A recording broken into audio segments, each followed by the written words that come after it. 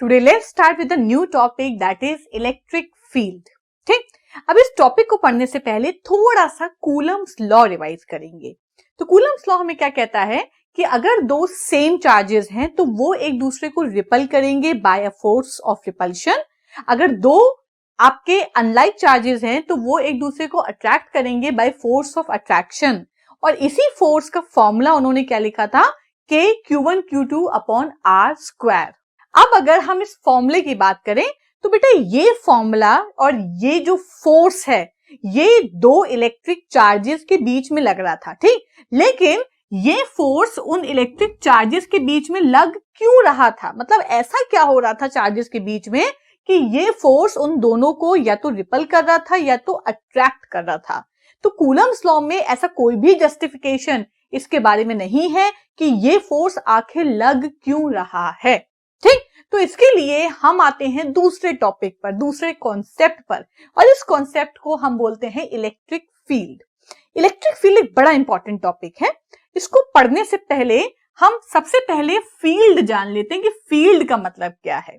तो अगर इंग्लिश की भाषा में बात करें तो फील्ड मींस एरिया, ठीक, फील्ड का मतलब एरिया। अब एरिया से क्या मतलब है, देखिए अगर सपोज करिए आप पृथ्वी के अंदर हैं, ठीक है, ये आपकी पृथ्वी है और हम पृथ्वी के अंदर हैं, तो हमारे ऊपर पृथ्वी लगातार एक फोर्स लगाएगी और उसको अपने सेंटर की तरफ हमें खींचने की कोशिश करेगी। उसको आप क्या बोलते हो, आप बोलते हो फोर्स ऑफ ग्रेविटी, ठीक। लेकिन अगर आप पृथ्वी से बाहर चले जाएं, स्पेस में चले जाएं, तो क्या आपके ऊपर ग्रेविटी लगेगा? नहीं लगेगा। क्यों नहीं लगेगा? क्योंकि आप पृथ्वी की एरिया से बाहर जा चुके हैं, आप पृथ्वी के फील्ड से बाहर जा चुके हैं। अब क्योंकि आप पृथ्वी की बात कर रहे हैं इसीलिए उस फील्ड को हम नाम दे देंगे ग्रेविटेशनल फील्ड, ठीक। अब ऐसे ही चलो मैग्नेट की बात करें।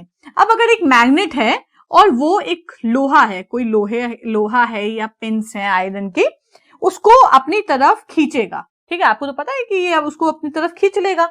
लेकिन अगर इस लोहे को हम दूर रख दें, मतलब कहीं बहुत दूर रख दें और मैग्नेट यहीं रखा हुआ है, तो क्या ये लोहे को खींच पाएगा? आप कहेंगे नहीं। क्यों? क्योंकि ये बहुत दूर रख दिया गया है। बहुत दूर से हमारा क्या मतलब हुआ कि ये इस मैग्नेट की एरिया से बाहर जा चुका है, ये इसके दायरे से बाहर जा चुका है, ये इसके फील्ड से बाहर जा चुका है। और क्योंकि ये मैग्नेट है इसीलिए इसका नाम हम दे देते हैं मैग्नेटिक फील्ड। अब आ जाओ इसी को जोड़ दो चार्जेस में। जैसे ये आपका पॉजिटिव चार्ज है, अब ये जो पॉजिटिव चार्ज है इसका भी कुछ दायरा होगा, इसकी भी कुछ एरिया होगी, और उसी एरिया और उसी फील्ड को हम बोलते हैं इलेक्ट्रिक फील्ड। क्यों? क्योंकि ये इलेक्ट्रिक चार्ज है। ये मैग्नेट था तो मैग्नेटिक फील्ड, ये अर्थ था तो ग्रेविटेशनल फील्ड, ये इलेक्ट्रिक चार्ज है तो इलेक्ट्रिक फील्ड, ठीक। और जब कोई दूसरा चार्ज इसके अंदर, इसकी एरिया के अंदर आ जाता है, तो अगर ये पॉजिटिव है तो इन दोनों के बीच में लग जाता है फोर्स ऑफ रिपल्शन, और अगर नेगेटिव है तो लग जाएगा फोर्स ऑफ अट्रैक्शन। तो यही कारण है जिसकी वजह से कूलम्स लॉ का जो फोर्स है वो दो चार्जेस के बीच में लगाया जाता है। क्या कारण है? इलेक्ट्रिक फील्ड, जो इलेक्ट्रिक चार्ज के अराउंड हमेशा मौजूद रहती है। अब अगर हमें इलेक्ट्रिक फील्ड को मेजर करना है तो भाई फिजिक्स में एक फिजिकल क्वांटिटी होगी जो इलेक्ट्रिक फील्ड को मेजर करेगी, और उसी फिजिकल क्वांटिटी को हम बोलते हैं इलेक्ट्रिक फील्ड इंटेंसिटी, ठीक। इसको हम डिनोट करते हैं कैपिटल ई से। अब क्योंकि इसका डायरेक्शन भी होता है और इसका मैग्नीट्यूड भी होता है, इसीलिए बेटा ये होती है आपकी एक वेक्टर क्वांटिटी, ठीक है। अब इसका फॉर्मूले पे आते हैं। देखो पहले समझो इलेक्ट्रिक फील्ड इंटेंसिटी का मतलब क्या है।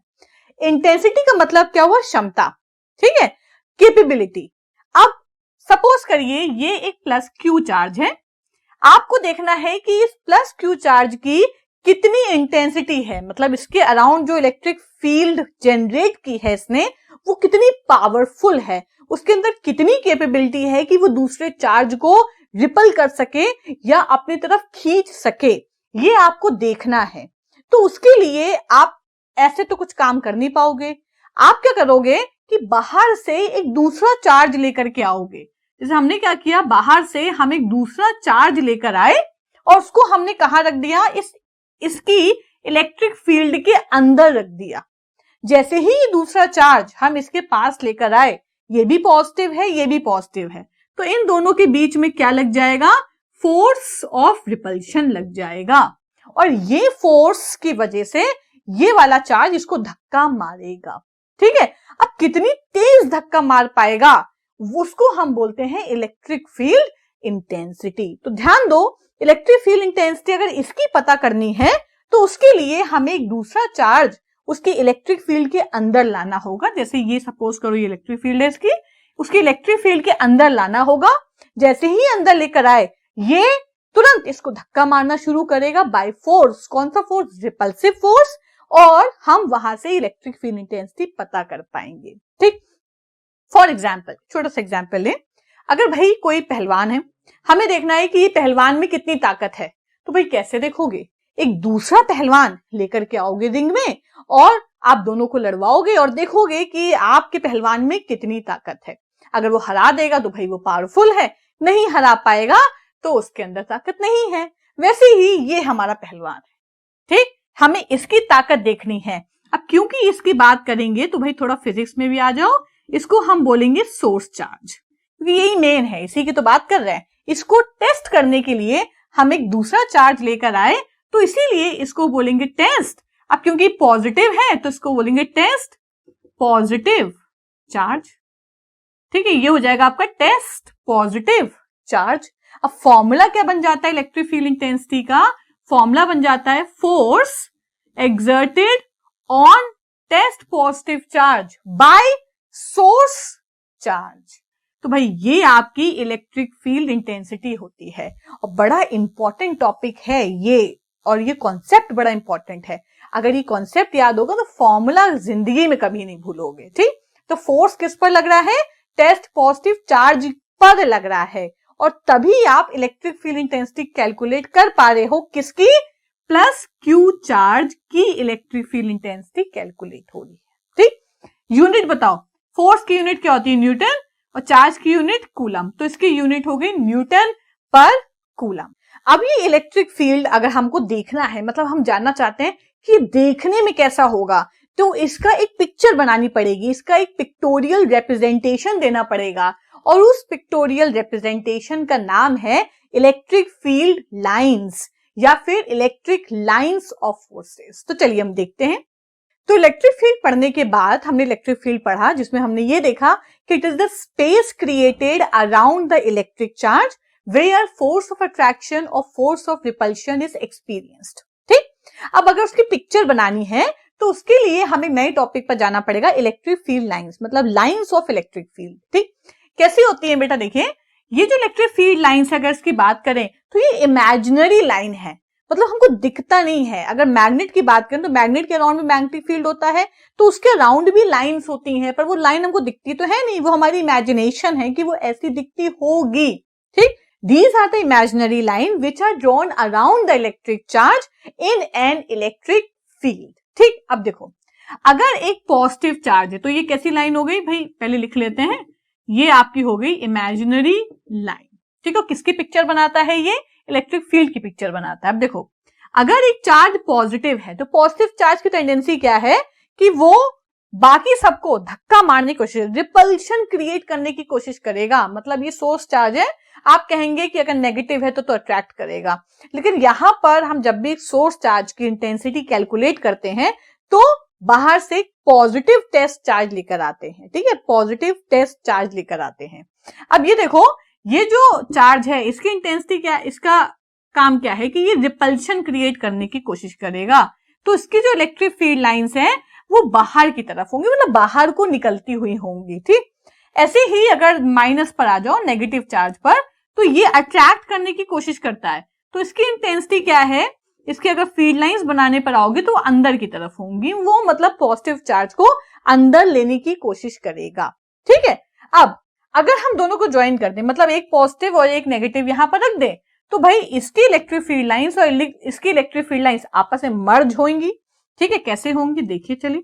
अब ये जो इलेक्ट्रिक फील्ड लाइंस हैं ये यहां से चलना शुरू करेंगी और यहां पर जाएंगी, यहां से बाहर निकलनी है, यहां पर अंदर जा रही है। ऐसे ही यहां से गई, बाहर निकली, यहां पर अंदर आई, ऐसे करके ये देखिए, ये इस तरीके से इलेक्ट्रिक फील्ड लाइंस पॉजिटिव से नेगेटिव जब आप जाएंगे तो मर्ज हो जाएंगी। अगर ध्यान दो तो दो चार्जेस के बीच में इलेक्ट्रिक फील्ड लाइंस का कॉन्सेंट्रेशन बहुत ज्यादा हाई है, तो आप क्या कहोगे कि electric field intensity between the two charges बहुत ज्यादा क्या होती है, हाई होती है। ठीक है, दूसरे पॉइंट पर आ जाओ। किसी भी पॉइंट पर अगर आप एक टेंजेंशियल लाइन ड्रॉ करते हो, ये आपने टेंजेंशियल लाइन ड्रॉ किया, तो ये टेंजेंशियल लाइन इलेक्ट्रिक फील्ड का डायरेक्शन बताती है। मतलब जब भी आप टेंजेंट ड्रॉ करते हो, tangent drawn represents the direction of electric field। Third पर आइए। थर्ड देखिए, जैसे जैसे हम दूर जाएंगे, मतलब इन दोनों चार्ज से दूर जाएंगे, आप देखिए इलेक्ट्रिक फील्ड लाइंस अलग अलग हो गई, फर्दर अपार्ट। तो as we move away from the charges, the electric field lines move further apart.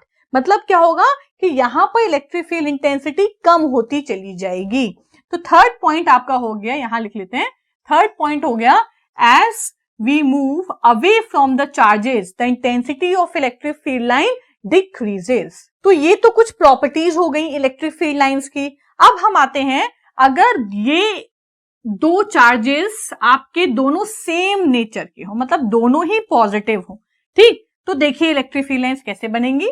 अगर दोनों ही पॉजिटिव है, एक ये पॉजिटिव है और ये पॉजिटिव है, तो भाई इससे भी लाइंस बाहर निकलनी है इस तरीके से, तो ये बाहर निकाल दो। अब ये भी लाइंस बाहर निकालेगा, क्योंकि इसका भी काम क्या है, रिपल्शन क्रिएट करने का काम है। ठीक है, जब ये आपस में बहुत क्लोज आ जाएंगे तो इसकी जो लाइंस है, इलेक्ट्रिक फील्ड लाइंस, वो रिपल होंगी।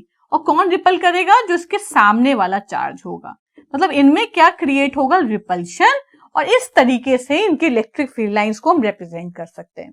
तो आप देखें कि अभी तो हम थ्योरी पढ़े थे कि इलेक्ट्रिक फील्ड ये होता है, वो होता है, ये होता है, ठीक, लेकिन इलेक्ट्रिक फील्ड लाइंस पढ़ने के बाद, उसको देखने के बाद हमें एक पिक्चर मिल जाती है कि इलेक्ट्रिक फील्ड देखने में इन एक्चुअल कैसा होता होगा।